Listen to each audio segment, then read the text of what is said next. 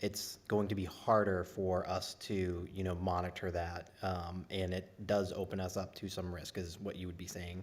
And so with Final Site, yeah, we're paying a premium for that, but essentially they are providing all the services and white gloves to, if we were to get an audit, they are essentially saying, hey, we're your insurance policy. We are going to make sure that, this gets taken care of. With School Now, it does say OCR compliance included.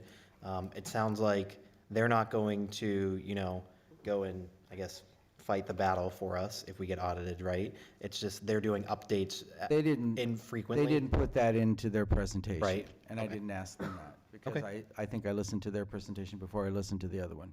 Gotcha. And then, so I guess the last question I have is, regardless of which option we go with, right? We have, I would say a very rudimentary website that probably doesn't need a ton of, you go back and editing, right? There's things that we do to keep things updated.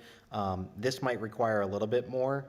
Would you say that's accurate, where, someone is constantly updating things, or is it more automated where, we may not need as many people involved in that process? It's going to require the same. They're going to build a shell. Well, first, before we move to a new site, we're going to start weeding out what's not necessary on the site. Okay. We're going to start moving some things around. Just the other day, Joe asked he wanted me to post where we could get the dashboard to the NHDOE. Well, it's already on the site. It's just buried about 5 layers down into the superintendent's pages. And so we're going to try to clean up some of those types of things before we move anything over to a new site. But once you build the structure, you still have to upload the updates. Both of these platforms have news story capabilities where principals can take they can add news stories. Other people can add news stories beyond their Parent Square weekly newsletter. Now you can do that with the Parent Square widget as well, but these have them inherent in it as well. And you can even have teachers adding new things, and they can be monitored so that they have to be approved before it goes up on the website.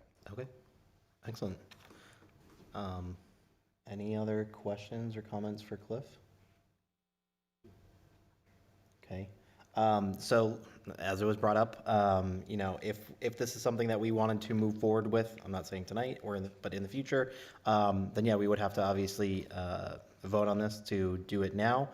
If this is something that people would feel more comfortable, maybe not taking on as a project now, but building into the budget for next year, then obviously we could have that conversation during the budget sessions. I know this was one of our goals, so my preference is, if we are going to move forward with something and people are confident in that, then, I'd be open to having, making that decision. Again, maybe that's not tonight, maybe that's 2 weeks from now. I don't know how everyone else feels, but I know we haven't, I don't know. I know we've been talking about this for quite some time, and we've given Cliff a lot of feedback, and he's given his recommendation. But I also don't know what people's, preferences, or, there is a big price difference between these two. So I'm open to kind of hearing whichever way people wanted to consider this, and if it was tonight or 2 weeks from now, we can have that conversation. Anyone have a strong preference either way? Jonathan, can I just ask a question? Sure. So I looked up the ADA compliance option on School Now, and it says built-in reporting on ADA compliance, similar to what you said. School Now fully examines all your web pages continuously and then pushes a full report summarizing all you need to know right to your School Now dashboard. We pinpoint and fix all your accessibility issues so you can focus on sharing stories and messages, not worrying about ADA compliance. So what's the difference between that and Final Site? No, they do exactly the same. The difference is that if you do get audited, it's Final Site it's Audio Eye that gets audited and not the district. Whereas as far as I know, School Now did not provide that type of indemnity there, that the district would be the one to get audited, and and if you were found at fault, the district would be the ones liable there. Whereas with the Audio Eye, it's totally on them. That was the difference. But if we're paying for this service, and this is what they say, would we not go back to them and say, this is what you promised? Could be, yes. So There's been a lot of times that we've had companies that you go back and say, didn't you promise that? And we didn't get what they promised, isn't that right, David? Shut the microphone off, please, thank you. I feel like I would love if we could come back to this in a couple of weeks, but I would love a little bit more clarification on what the key differences of the two are, and then if Final Site would be willing to drop, or at least get a little bit of reasoning why behind that 11,000 startup. Just a little bit more detail on the difference between the two, and then I think I would be able to make that decision. I truly see the benefit of Final Site, but I just want to see that it's benefiting us more long-term, and we're getting those benefits for what we're spending on it. So if there's a way that you could get a little bit more information that would help me get there, I would be sold on Final Site, but I think I need a couple more weeks to get there. Yeah, it sounds like, I mean, the selling point of Final Site is, the audio eye and the OCR compliance, and it seems like with School Now, we're maybe not certain exactly where the liability lies. So, if you could go back to School Now and get that point clarified, I think that seems like something everyone's looking for. Couple of things. Are you okay with the layout of School Now? Yeah, my personal preference, I think they're both pretty similar. And so mine is 6 1/2, half a dozen in the other. I don't know how anyone else feels. And I also feel either one of them are a significant improvement over what we have today. Yeah, and if we're only talking about like a mild difference in layout, that's a significant amount of money. Then I guess my recommendation then is if you are satisfied with School Now, if you do not see very much of a difference, I would recommend then that you vote for School Now, because if you put this off 2 weeks, that's more crunch in getting this website developed. I had originally wanted to move this out on January 1st, and you push this out 2 weeks, that's 2 weeks we don't have to work with. So if you don't want to pay for Final Site, I would recommend that you go with School Now. It's got all your features, it's got it all, and we can get moving on this as soon as possible. Yeah, I feel like I would give Final Site the benefit of the doubt, because you're sitting up here and you're saying, hey, I wouldn't give you a giant lump sum if I didn't believe in it. So I was willing to give it that. But if I'm good with School Now, I feel like that is a format that we can utilize. It's not a huge increase in funds from 0 to, I feel like that we'll be able to make the most of it. So what can we vote on tonight? We don't have a contract to vote on. No, but we can move forward with, Vote to move forward. yeah, we could move, yeah, it doesn't have to be an exact dollar amount. It would have to be, it would be somewhere in that range, right, or close enough to it. But we could say we could, Presented with me. That's the yeah. Yeah, so if someone puts a motion on the table, obviously it gets seconded, then we talk about it, and then we vote on it. I'd like to make a motion to allow the progress on School Now to be added. I don't know how to phrase these. So I would entertain a motion to move forward with, you want to say School Now? So I would entertain a motion to move forward with School Now, and the first year total, $10,018. Subsequent would be $72.25 annually. So if you want to first that, you would say so moved. So moved. Okay, first by Kearney. Do we have a second? Second. Second by Jason. All right, now we will open up the floor for discussion. Any further discussion on this? Brenda? So if we're concerned about the OCR compliance piece, shouldn't we have that information before we move forward?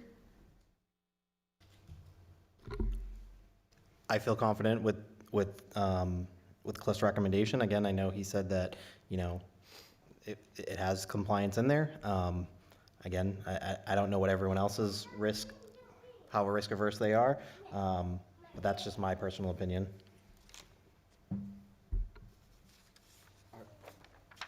Are you comfortable with the OCR, the compliance that School Now holds? I wouldn't have brought it to you if I had not felt comfortable. That's all I care about. Any other comments or questions for the motion? All right, seeing none. I guess I'll do a roll call vote. Brenda? Paul? No. Sorry, I didn't catch that. No. Nope. Jason? Yes. Michael? Yes. David? Yes. Kearney? The chair votes yes as well. The motion passes 6-1. Thank you, Cliff. Thanks, We look Cliff. forward to seeing the new update whenever it's available. We will notify the vendors tomorrow of your selection. Thank you so much for all the hard work on this. All right, now we are on the SAU property appraisal. I will pass it over to Jane.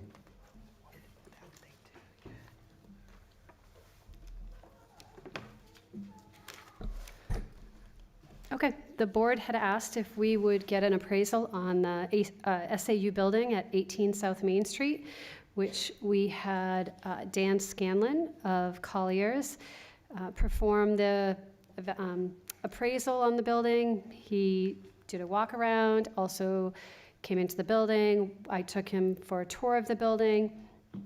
And this is his assessment. You can see that he references just the physicality of the premise and the square footage of the building, which is a little over 8,000 square feet, and it's located on 2.08 acres. And it also includes the portables that are on the back of the building. His findings are that the what would be the highest and best use for this building, and he communicated with an engineering firm that are very familiar with all of the rules in Derry, and 2 suggestions came forward after he met with them. One was that the lot could be subdivided to create 2 single-family building lots. Generally, the value of the building lot's roughly 25% of the retail value of the home to be built on the lot. So if the homes were to sell for $400,000 to $500,000, the lot values would be $100,000 to $125,000 or $200,000 to $250,000 together. Another approach would be for a developer to attempt to get a variance to put up multifamily housing for which there is a greater demand for both affordable and market rate. The engineer feels that the site could accommodate up to 16 units, either building from scratch or incorporating the brick building into the project. Their developers are generally looking for $30,000 per potential unit. In this case, it would translate to $480,000.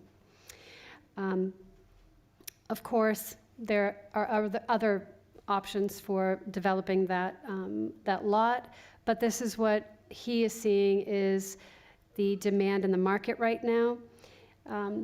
He said that the market's very different today from than it was when he did his first evaluation opinion in 2017, main difference being that the office market is severely depressed.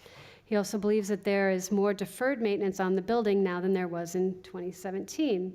And in his view, the highest value that could be realized by finding a developer interested in a building for a multifamily property on that site. So in his opinion, the value of that property is $250,000 to $450,000, depending on the type of project that would work on that site. And we also have heard that there's a possibility of adjacent sites that potentially may come on the market. Maybe that would increase the value of the property, but they are not on the market yet. And so this is the assessment that he has provided.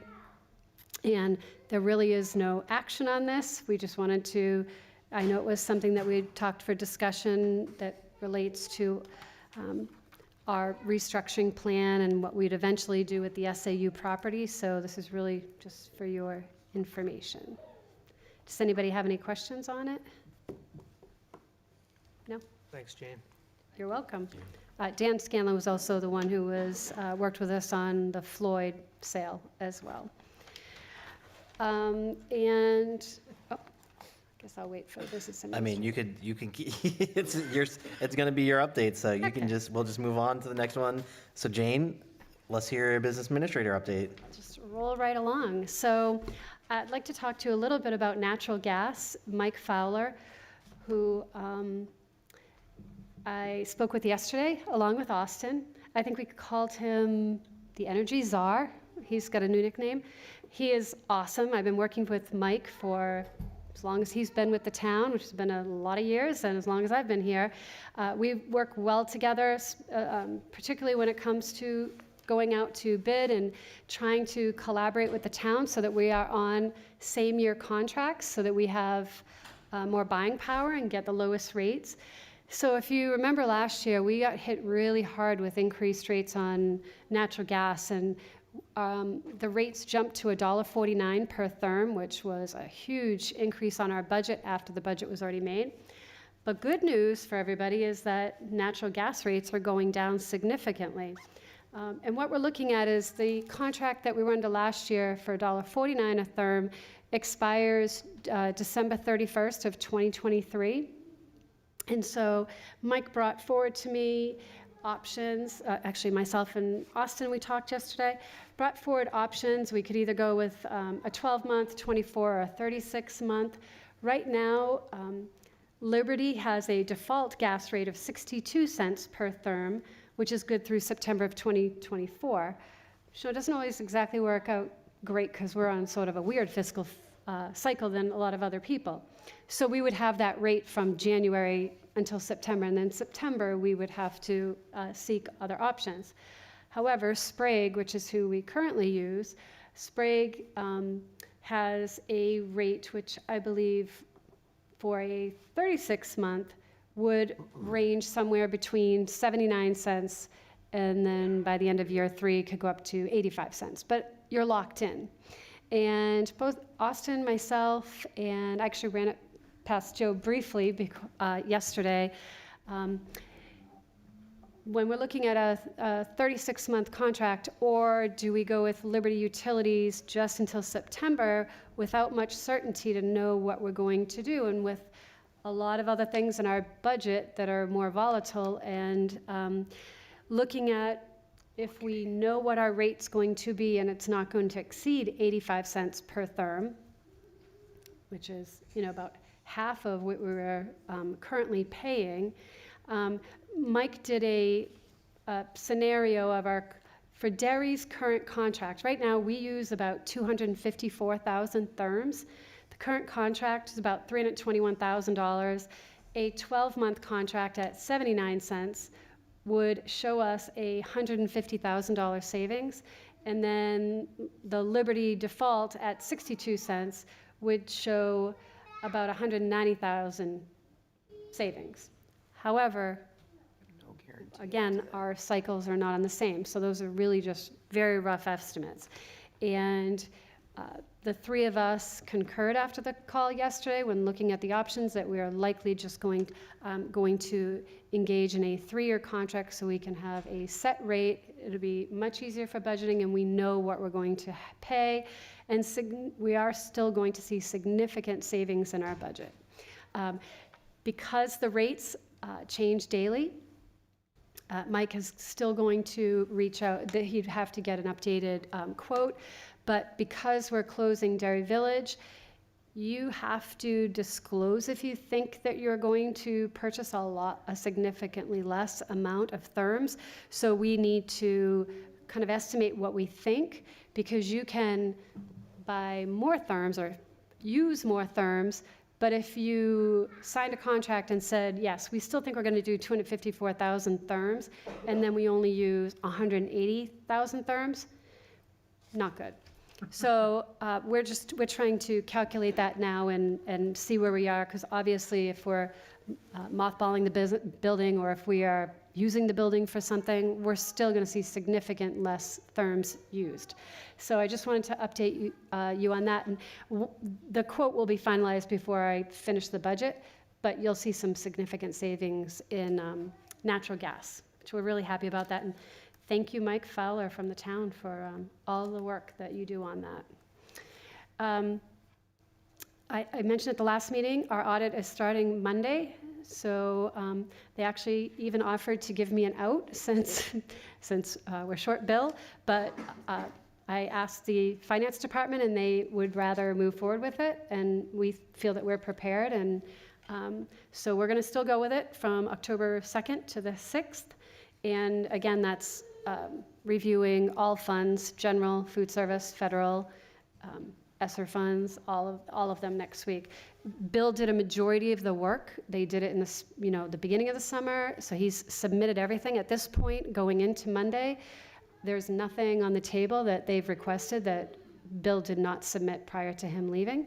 And Bill is, of course, still available to consult with us next week if needed. But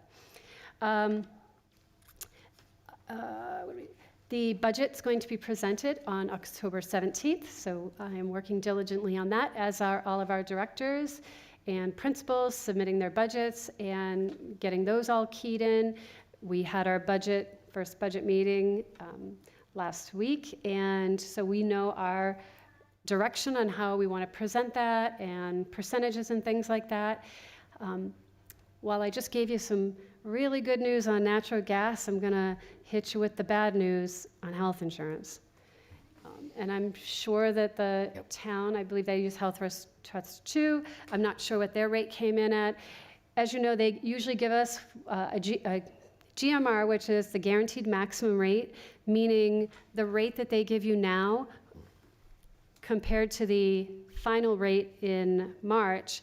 The rate they give you now cannot exceed that rate that comes out, or the rate that comes out cannot exceed what they're giving you now. Sorry, I reversed that. They notified Kathy that our anticipated guaranteed maximum rate is a 20.2% increase.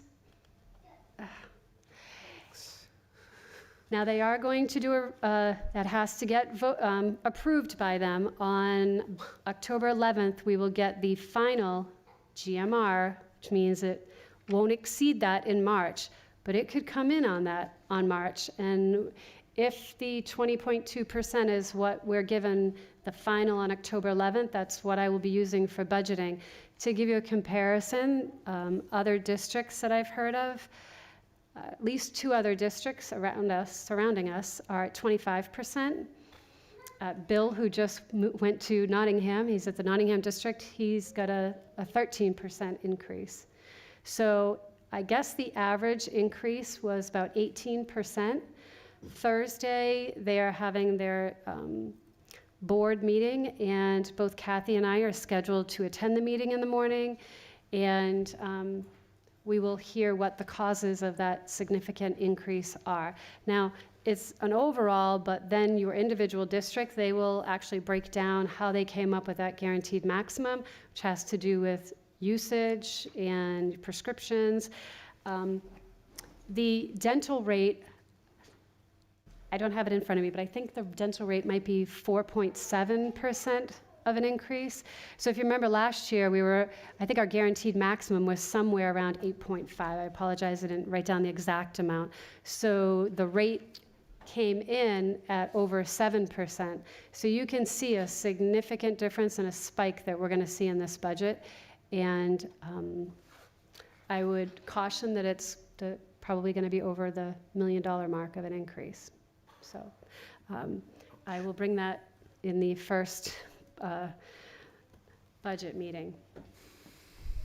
Also want to share that food service continues to get free and reduced applications. Christina drops them off every day, and as I always say, it's good and bad that so many people that they are applying, and we're able to fulfill a need for them so that their children can get free and reduced meals, and that their children are being fed. It also just makes me sad that they are qualifying, and that's obviously very sad for our families, but we want to make sure that anybody who qualifies is filling out those applications. It's really important to the district and really important for them to be able to have their children get meals. Lastly, I just wanted to highlight that when we've talked about the building envelopes, Gail did a full assessment of those building envelopes. We know that there were recommendations for South Range, Derry Village, and West Runningbrook. Right now, Jeremy has identified, when he's been going out to West Runningbrook, he feels more of an immediate need that the repairs need to be on our radar sooner than later. And we reached out to Gail to get a quote for doing or a proposal to do the engineering consulting services. They would not be doing the actual work. That would go out to bid. But since Gail is the one that had done the initial assessment and evaluation, it would be our recommendation that we would go with Gail for the engineering work, and we would bring that to you for the next board meeting because it just came yesterday, so you wouldn't have had enough time to read the proposal over. So I'll make sure that that's in the, I can actually send it to you before the board meeting so that you'll have a chance to read it, but it will be in the board packet for the next board meeting, and I'd request that at that meeting, if possible, if people have had enough opportunity to review it, if we could take a motion at that meeting, because it's important to start getting that work done. That, I call it kind of the Band-Aid. If you can look at this building, that middle row up there, that right before the casing, that all the way around West Running Brook is our area of concern, and we really need to address that and get some work done on that. So, so that's all I have for my report. Thank you, Jane. So we got some good news mixed with some bad news, so take it as it is. You know, yeah, any questions for Jane? Comments, feedback?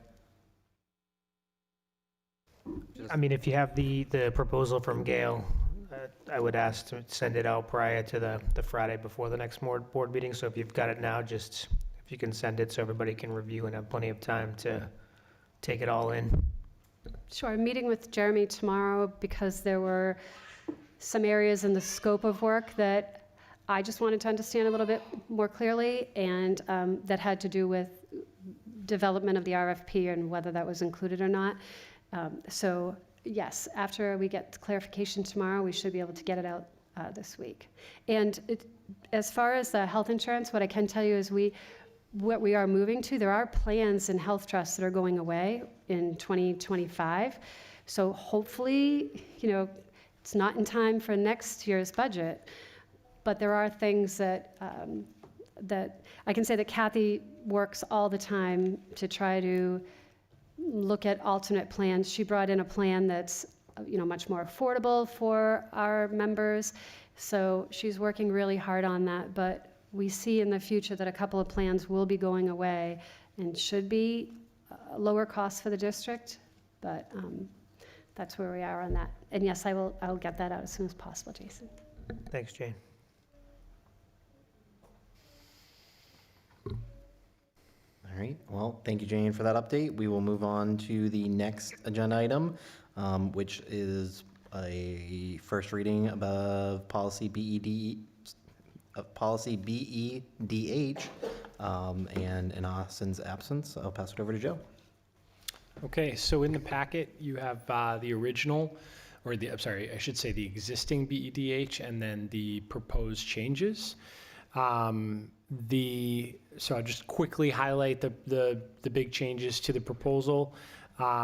First off, there's a discussion of having the delegations and individuals section at the beginning of the meeting. As we've heard from the town and several other school districts, they have that session at the start of the meeting, perhaps to let some people be able to speak before it gets too late, and maybe you get some people that can come right at the start of the meeting, because knowing when the meeting starts is way easier than knowing when the meeting ends, right? So that's one piece. The second piece was to change the language to allow anyone who is a parent of a student, even if they don't live in town, because we do have parents that have custody, and one parent may live in another town, but they have a child in our school, they should have the right to speak to the board. It also clarifies that people who work, so employees of the Derry School District, have the right to speak before the board at that session. The other clarification was our current policy says they can only speak about agenda items or agenda items from the previous meeting. This just sort of expands that to say school and district business. There's some other language that we could cross out because of those other changes that, you know, we clarify earlier. And then it looks like, you know, the policy committee took a look at some existing language in sample recommended policies put forward by the New Hampshire School Boards Association. These are also in effect in many other school districts. That language is highlighted there. It talks about what things we can talk about in delegations and individuals and what things we cannot. Obviously, we can't talk about student private information. We can't be making personnel discussions about personnel, individual employees. And then at the very bottom, it talks a little bit about sort of clarifying what the purpose of delegations and individuals is, and that it is really an open comment feedback period for the public.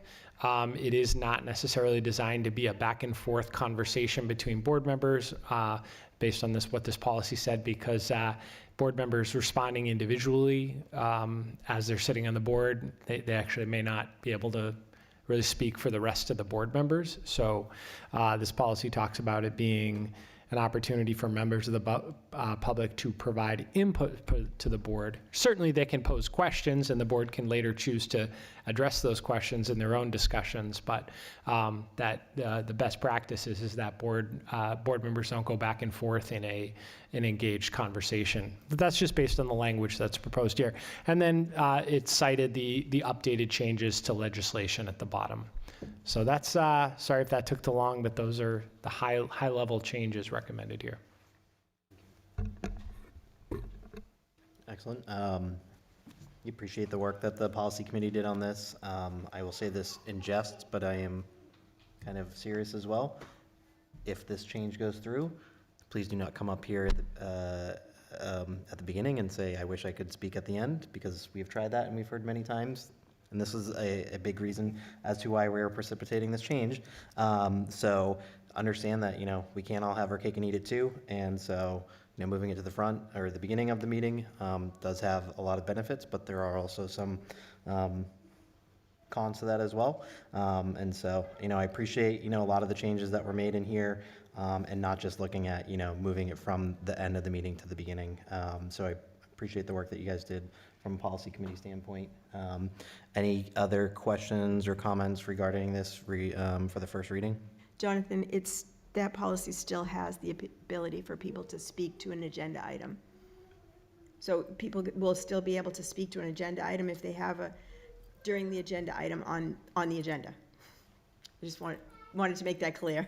Understood. As clear as mud, that just sounded like, but Yeah. that's not going away. No, it's just, I know hearing other districts that have done this, other towns, people always say, well, you guys talked about this at the last meeting. So we'll still continue to hear that. So like I said it in jest, kind of half serious, but, I hope the community understands that, we do want to hear your feedback. We are listening. This is one of those changes that we're making. So just remember that when you come up here. I think that that's really the important part here, is that we are listening and that we do want your feedback, and especially those changes for teachers in the district to be able to come and speak with us, even if you don't live into town, or a parent that doesn't live in town, or just on agenda items. I really feel like that was blocking us from the ability to actually hear from this community. I know that I don't have a huge history in this town, I get that, but what I can do is work to make sure that we continue that conversation, and we welcome you here, and I hope that this is that first step to really allow that voice that does need to be heard, and we want to hear it. So I hope that y'all will come in the beginning of the meetings now then. All right, moving on. Joe, do we have any personnel that we need to cover? No personnel for this Okay. meeting. All right, and are you going to be presenting Austin's update, or are we bypassing that on the agenda? We're today? going to bypass the superintendent's update. So I thought. FYIs, there is an enrollment report that was posted. Does anyone from the board have any questions regarding that enrollment update? No? All right. All right, we will move on to committees then. I believe we'll start with the manifest committee. So I don't know who has the manifest, but it looks like Paul.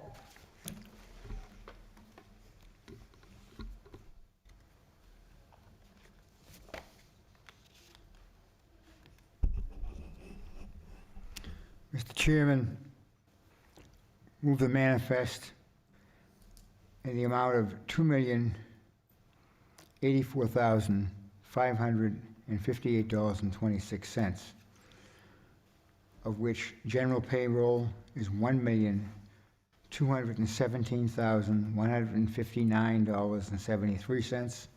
General expense is $398.53. We have a first by Paul, Second. second by Kearney. All in favor? Aye. Any opposed?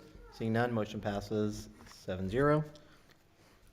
Thank you, Paul. Are there any other committees that have met in the last couple of weeks that would like to give an update? I did just want to give an update on the Pinkerton Start Time Committee. We had met, and that is made up of one member of each school system that gets sent to Pinkerton. But the committee is exploring the effects that would happen if we did move the start time to later. They want to be clear that no decisions have been made to change the start time, but just the committee will gather information from students, parents, community, facility staff, and administration, and use it to consider the possibility and options for the future. There will be a survey sent out to facility staff and families, and they want to encourage students to provide their feedback on the start time conversation. Thank you for that, Kearney. Does anyone have any comments or questions for Kearney regarding the Pinkerton Academy start time? No? All right. Any other committees that have met? Okay. All right. Jonathan, is it okay for me to ask a question about that? You can, yeah, I'm fine with that. Is there any consultation with transportation regarding these Oh, times? yes. Oh, yeah. That was one of 'Cause I haven't them. heard anything. Well, we're just talking about it Okay. right now, so it's literally just brainstorming at this point. All We're right. gathering all the information, but I'm sure that they will have that conversation. If not, I'll bring it up. Appreciate it. Thank you.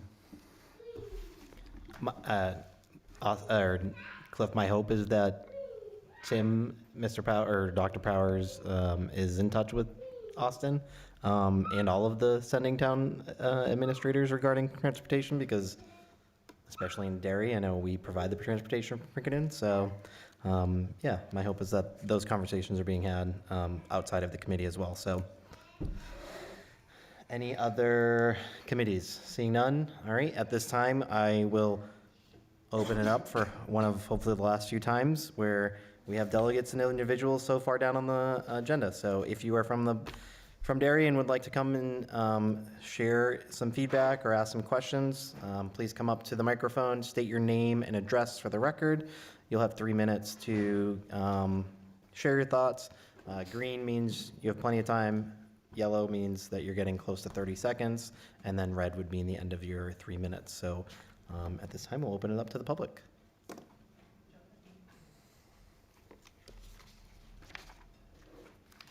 Hi, my name is Catherine DeLay. My address is 39 South Main Street, Unit 2B. Thank you for your patience as I've had my 3 cherubs with us tonight. Just a couple of questions as far as redistricting, and I hope this is the appropriate place to ask these questions. As far as the new school, is that something that has to be voted on by the townspeople? Or is that up to the school board? So I want to be cognizant of your time, so you have 3 minutes. We want to give you as much time, and so if we do it back and forth, that usually takes away from your time. Okay. So we can answer those questions maybe after those 3 minutes, if you have kind of a litany of questions. I don't. Okay. It can be real quick back and Okay, forth. that's it. So, yes, a new school would require, I believe it's a 3/5 vote to pass in order to build that. Okay, what is our plan if that doesn't get approved? So as of right now, the plan would be to move forward with what we have, right? We've decided to close the school and to move forward with that.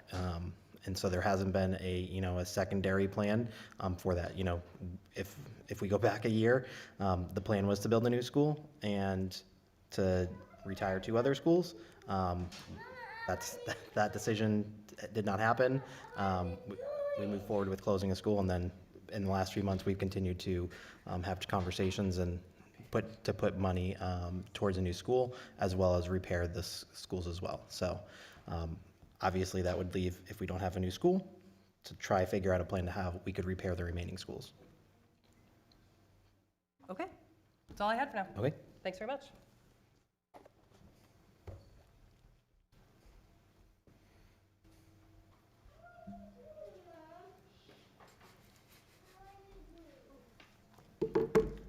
Hi, Amanda Libby, 26 Sherman Drive. I think I emailed and spoke with a lot of you, so nice to finally see you for the first time. A couple questions. I think Brenda's mentioned this in multiple meetings in the past. Why are we redistricting now when your plan is to build another school? I don't understand how that is in the best interest of the current students. I understand the facilities, the plan, the reasoning behind the new school. I just don't understand why you're gonna disrupt these children twice, if that's your ultimate plan. Then next, I'm hoping, I lost colors. Oh, don't worry, you're fine. Okay, don't worry. Fake you out. So if you are, as you continue to go with this plan, why can't we keep as many Derry Village students together as possible? Why are we disrupting them into all 4 schools? And then lastly, I was told that you don't like to single out certain schools, but the numbers say otherwise. So Derry Village is a much better performing school currently than Grinnell is. The numbers speak that. So how can you guarantee these children going to Grinnell, there's only a handful of them on the maps, are gonna get the same education that they're getting right now? So I have some of those numbers from the Department of Education. Right now, the proficiency at Derry Village at ELA is in the middle 50% at 59. Math proficiency is at the top 25% at 59. Science proficiency is at 51% in the top 25% as well. The classes of experienced educators is at 96%. Grinnell, the ELA proficiency is at the lower 25 at 34%. The math proficiency is at the lower 25 at 25%, and the science proficiency is at the middle 50% at 35. And only 58% of their classes are taught by experienced educators. So I want to know what you're doing to make sure that these students are getting the same education. And we should be doing that anyways for all the students in Derry. But I know a lot of us bought our houses in certain areas because of the schools our children would go to, and now we're being uprooted. Without our choice, we're not moving. So I just want to make sure that these children get the same education. And I know that's everyone's ultimate goal as well. And again, I just want to reiterate that I hope you're really thinking about going back. Why are we redistricting twice? It just seems like you're really getting ahead of yourselves. We don't know if the new school is going to pass. I just think more thought has to be put into, I have a kindergartner who is at Derry Village. She's going to go to a new school. If a new school is built in 3 to 4 years or 5 years, she's going to be redistricted again. So she's not the only one. There's a whole bunch of students that really could go through that as well. So I just hope that a lot of thought is being put into this, the impacts that it's going to have. Sorry, I'm kind of all over the place. Back to Grinnell, is it going to be a disservice to those current students to be making their class sizes bigger as well by adding more students to them? So just something else to think about. And I think that's it. I think I went into more on my email about what emotional support will be provided, what we're doing to help these kids with the transition. And I think that's it. Sorry, I'm all over the place. Okay. So this is a part of, delegates and individuals that's probably the hardest, is how do we respond, right? Because a lot of these questions that you asked are, things that are in the future, hypotheticals, Yep. that, we can't tell for sure. And so that's part of the challenging part, and I think it is more of a conversation. And so I know we spoke. Yep. I would encourage you to speak to the other 6 members if you haven't already. And I would encourage anybody in the public as well to reach out to the administration and have those conversations as well, because I'll be honest, if I'm sitting on the other side of the table, I don't want me to answer those questions. I want Austin and Joe and the administration to answer those questions. And I think they are well equipped to answer those questions. And I think they've certainly answered a lot of those questions. And I could certainly try and, spit back all the talking points that, we've heard. But what I will say is, again, like I said, with the entire restructuring, is that this is a process. We hope there's patience, and I understand that, some people's patience may be wearing thinner and thinner as we get closer and closer to that. But we hope that, we can get the same graciousness that, you would provide, the teachers as well. And there's a lot of moving parts. And again, pitting schools against one another. Again, my mindset from this entire process has always been that, we have a problem and we're trying to figure out the best solution moving forward. And I'm confident that the administration, once it's all said and done and the dust settles, there will be hopefully overwhelming support for that plan. And again, I will reiterate this as well. It is not going to be 100% for every single family, and for every single community member. And that, for lack of a better term, sucks for those people that are affected. So I don't want people to think that we're not considering those people. And I would be hard pressed to believe that if there was a conversation with the administration that there are not solutions that we can find for those people. And again, there are going to be some solutions that we as adults are not going to be happy with, but we also have children that we are raising and we are the examples for. And, that's a part of that. And I know Austin has said that change is hard, but there can also be a lot of benefits to change as well. So I would really ask for a lot of patience, a lot of grace, and continue to be involved as a parent, because the four walls that your kid goes to, it shows up at a school, that specific teacher they have on an annual basis, those are all things that certainly may help or hinder certain experiences, but your involvement as parents, and I believe it's probably and I believe these guys over here to my right have said this many times, is the best indicator of student success is going to be the parents. And so continue to model the actions by showing up, by being involved, by asking questions and having conversations, because, again, me personally, that is what I believe. And I think a lot of that is backed by, facts and logic and things like that. And again, it's like I said, it's really hard, and I understand there's a lot of emotions that are tied up in these decisions as well. And I try to remove those as much as possible, and it's still not feasible a lot of the time. So yeah, again, I've said it multiple times. I hope we can continue to get patience and grace from all of the community members. And again, I get continually inspired by the work that the administration and really all the staff in the district does. I mean, we talked about some of the social emotional learning things a few weeks ago, and the amount of collaboration that teachers came here and spoke about was really uplifting to me. So again, it's not going to be perfect. Nothing ever is, but I'm pretty confident. So I would certainly open it up to the rest of the board to certainly give their thoughts. I would just revert back. I'm sorry, I don't remember your name in the back of the room, but you asked what the plan is if we don't get a school passed. And the facilities committee right now is working on two warrant articles, two plans. One is a new school and one is a warrant article for repairs for the remaining schools. And as Jason mentioned in the update, we're working with the administration for a detailed list by school on information that we already have that's been given to us. And, we're hashing through that information to see what work has already been done and what work still needs to be done. So that list will be compiled, and a dollar number will be compiled for a warrant article in March for the voters to vote on. And so there will be two separate warrant articles. They won't be combined, so there'll be a new school warrant article and a warrant article for repairs. The numbers to be determined as we go through our process in the committee and the board discussion. But that currently right now is where the path we're heading down for the March election.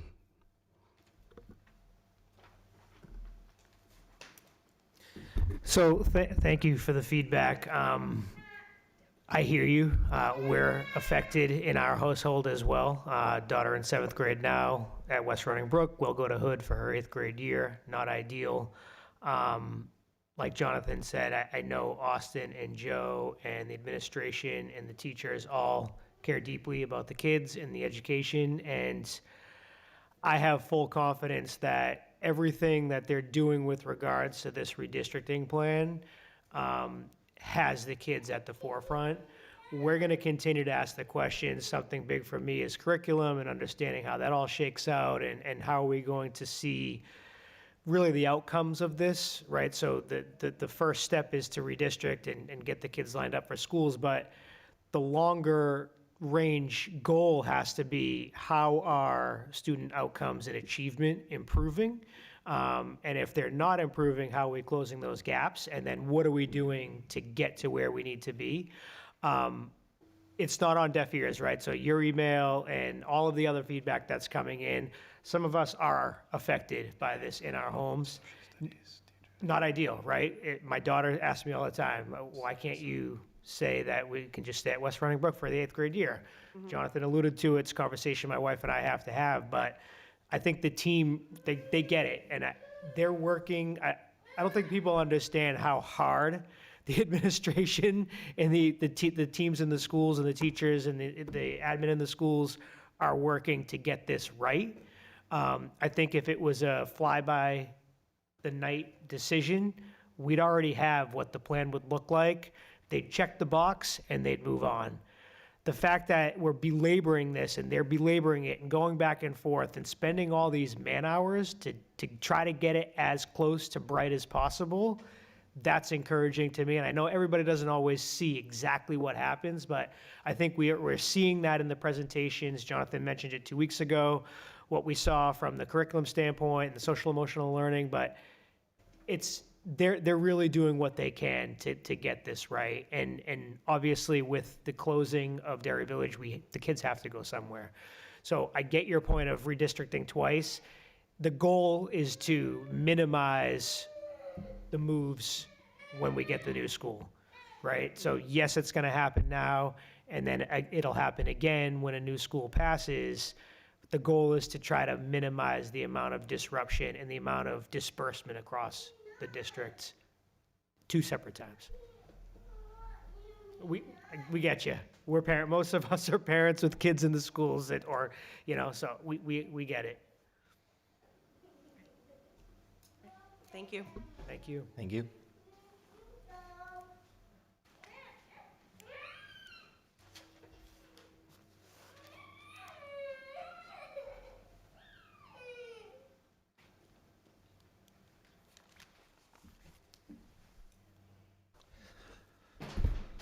Good evening, school board members and administrators. I was going to talk about the public participation tonight, but I think Mr. Crawford pretty much covered everything that I was going to talk about. So I really like the I like the changes. I had sent a request into the superintendent. I don't think he got it till probably it was Friday or maybe even on Monday about making pretty much the similar changes, although you came up with a few more that I thought were, really good and needed to be incorporated into the policy, and I really like it. There were several years ago, I'd gone to a school board meeting, and I was the only one in the audience, and I sat there for, 2.5 hours, and got up to speak, and Lim Perkins was the chairman at the time, and he says, "Gee, Tom, if I knew you were going to speak, we would have got you up here at the beginning." And that's okay. I'm kind of a protocol person, so I understood it. But the town council they've had a couple of different times where they had the public speaking. They had one at the end of the meeting. There was one point you couldn't speak on what was on the agenda, which is opposite of what school board does. And there was also a split in the beginning and the end, which I thought was pretty lousy. And now they're back at the beginning. I think that works real well. And I think it was Richard Tripp had spoke at the last meeting, I think, and talked about he wanted to speak at the end of the meeting because whatever he was on the agenda he would want to to talk about, but, the meeting's over, at the end of the meeting, so there's not much anybody can do. And if they want to address the issue, they would address it at the next meeting. But anyway, thank you, and I can't wait to see the change in the website. I struggle with it. I've always struggled with it, so anyway, thank you. Thank you, Tom. Thank you. All right. Any other members of the public? All right. I'm not seeing any, so I will close delegates and individuals. Moving on to other business. Does anyone have any other business? I do. Sorry. The New Hampshire School Board Association Delegate Assembly is October 14th, guys, so just a few weeks away. I will not be around that weekend, so it is on a Saturday, and it goes from 10:30 to 2. It's up at the Grapponi Center, I believe, in Concord. So if one of the other 6 members, Brenda, are you going to be working that? Okay, so if one of the other 5 members could possibly look at their calendars and see if they could make the 10:14 meeting, that would be great. And for those of you that are unaware of what the School Board Association Delegate Assembly is, it's where all of the districts send a representative. And last year we did a, food service, a resolution for food service to essentially provide breakfast and lunches for school-age children at no cost to the families. And I've actually seen, more districts across the country start doing that, or more, maybe even states doing that. So that's one of the things that the New Hampshire School Board Association is lobbying for. And so there's a list of, 10 or 15 of them. I personally don't have anything this year that I can think of, but if in the next few weeks you guys do have a resolution that you guys want to move forward with, I would say reach out to Brenda, but, the resolutions are, okay, never mind. All right, good. But we do need to vote on the ones that are Yes. there, so people should look at them, and I'm happy to be the delegate, but I don't need to be the delegate if nobody else can go, as long as I have direction on how to vote. Okay, so take a look at those as well. And yeah, we'll give whomever that delegate is the head on how we feel. Any other business? Then I will entertain a motion to close the meeting. So moved. First by Jason, second by Kearney. All in favor? All right, well, thank you all for attending or viewing. Enjoy the rest of your week.